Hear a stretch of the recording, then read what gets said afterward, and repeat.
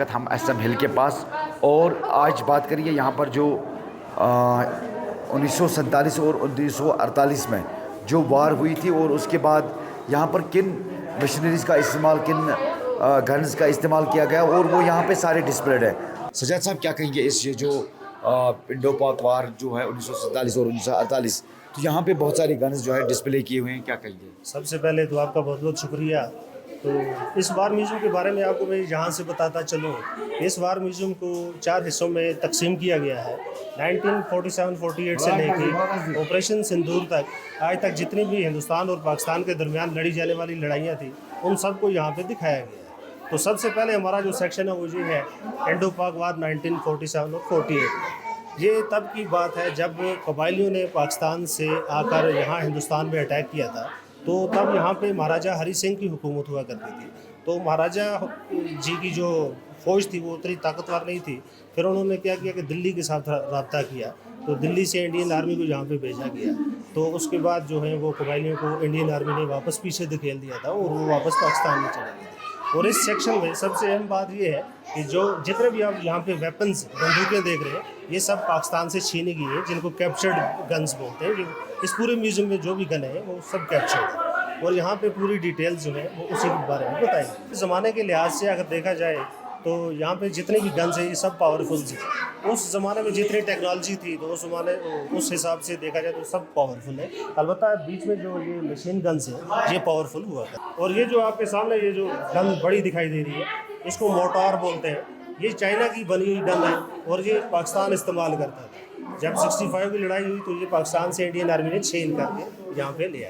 इसका क्या नाम है? मोटार बोलते हैं। सजाद कुरैशी साहब, ये जो बैकर बना है यहाँ पर, और जिस तरह से पीछे भी यहाँ पर डिस्प्ले किया है हमारे इंडियन आर्मी के बहादुर सिपाही, तो यही इसी तरह से होता है? हाँ, ये यानी कि लास्ट बॉर्डर पे 100 से लेके 200 गज तक का जो फासला होता है अपनी आर्मी और दुश्मन के बीच में, ये मोर्चा वही दिखाता है। और सामने आप वो डिस्प्ले देख रहे हैं, वहाँ पे भी ये दिखाया गया है कि भाई किस तरह से दुश्मन पर धावा बोला जाता है। ये मोर्चे जो होते हैं यहाँ पे अपनी जो फौज होती है या संतरी होता है वो 24/7 यहाँ पे हाजिर रहते हैं, और बड़े चाक व चौबंद तरीके से यहाँ पे खड़ा रहना पड़ता है। गन के साथ यहाँ पर टेलीस्कोप भी होता है? बिल्कुल, टेलीस्कोप तो इसलिए होती है यानी कि दुश्मन पे नज़र रखने के लिए कि भाई दुश्मन क्या क्या हरकत कर रहे हैं वो सब देखने के लिए ये चीज़ ज़रूरी होती है, खासकर बॉर्डर वाला। 1971 का जो इंडो पाक वार है, इसमें क्या कुछ यहाँ पर जो है उस वार के हवाले से आप? मैं आपको ये बात बताता चलूँ कि हिंदुस्तान और पाकिस्तान के दरमियान आज तक जितनी भी लड़ाइयाँ हुई हैं या बड़े जंग हुए हैं, तो टंगधार इलाका ऐसा है ये हर लड़ाई में एक्टिव रहा है, क्योंकि इसको तीनों साइडों से पाकिस्तान का बॉर्डर है। और 1971 की वार के बारे में मैं आपको ये बताता चलूँ कि तब जो था यानी कि बांग्लादेश बना था। उस टाइम वो बांग्लादेश जो था उसको मशरकी पाकिस्तान बोला जाता था। तो उस टाइम जो लड़ाई हुई थी हिंदुस्तान और पाकिस्तान के दरमियान, ये हमारा तीसरा सेक्शन है, इसमें वही दिखाया गया है।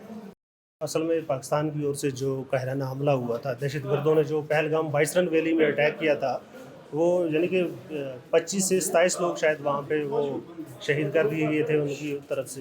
तो उसके बाद जब हिंदुस्तानी हुकूमत ने फिर इस चीज़ का यानी कि बदला लेने के लिए उनके जो वहाँ पे ख़ास गढ़ थे जो दहशतगर्दों के, वो उसको मिटाने के लिए उन्होंने यहाँ पे ऑपरेशन सिंदूर चालू किया था। फिर एक यानी कि 7 मई को क्या किया, जहाँ से ऑपरेशन सिंदूर शुरू हुआ तो उनके जो ठिकाने थे दहशतगर्दों के, उनको नेस्त व नाबूद किया गया। और उसके जवाब में पाकिस्तान ने यहाँ पे फिर सिविलियन इलाकों में अटैक किया, जहाँ पे हमारे सिविल लोगों का बहुत नुकसान किया था। तो इंडियन आर्मी ने जो किया था वो सिर्फ दहशतगर्दों के जो खास अड्डे थे उनको अटैक करके उनको ख़त्म कर दिया। इसके हवाले से बता दीजिए जो यहाँ पर जो यहाँ पे आप देख रहे हैं, ये एक चप्पल बना रहे हैं घास से, जिसको कूल कहते हैं। ये कूलें बना रहे हैं जो यहाँ के लोग पहना करते थे पहले टाइम पे, खुद ही बनाते थे और खुद ही पहनते थे। अक्सर यहाँ पे जो पहाड़ी होते थे वो अपने हाथों से चीज़ें बना के ज़्यादा इस्तेमाल किया करते थे। तो लोग कितना पसंद करते हैं और इंडियन आर्मी के कितने शुक्रगुजार हैं? हम इंडियन आर्मी का दिल से शुक्रिया करते हैं कि उन्होंने यहाँ पे इतनी अच्छा टूरिस्ट प्लेस बनाया है। जो जब से ये जगह बनी है तब से बहुत ही ज़्यादा टूरिस्ट बढ़ गया है, यहाँ पे टूरिज़्म बढ़ चुका है। यहाँ पे बहुत ज़्यादा लोग बाहर से देखने के लिए आते हैं और यहाँ के लोकल्स भी देखने के लिए आते हैं, क्योंकि कहीं ना कहीं जो हमारा कल्चर है वो ख़त्म हो चुका है। तो यहाँ पे हर चीज़ को देख सकते हैं, वो अपने कल्चर को देख सकते हैं। और आज भी हम लोगों से यही रिक्वेस्ट करते हैं कि वो यहाँ पर आएँ, अपने अपने कल्चर को देखें, अपने कल्चर को फील करें, जो ऐसा ऐसा ख़त्म हो चुका है उस चीज़ को यहाँ पे देखें, जो चीज़ें हमें अब घर पे नहीं मिलेंगी देखने के लिए, लेकिन यहाँ पे आपको हर चीज़ देखने को मिल सकती है। जैसे कि आप सामने देख सकते हैं पहाड़ियों का जो ट्रेडिशनल किचन होता था वो इस टाइप का होता था, जैसे कि चूल्हा आप यहाँ पे देख सकते हैं, जो औरतें थी यहाँ पे वो चूल्हे पे ही खाना बनाती थी, और ये जो जितने भी मिट्टी और लकड़ी के बर्तन ही ज़्यादा यूज़ किए जाते थे घरों में।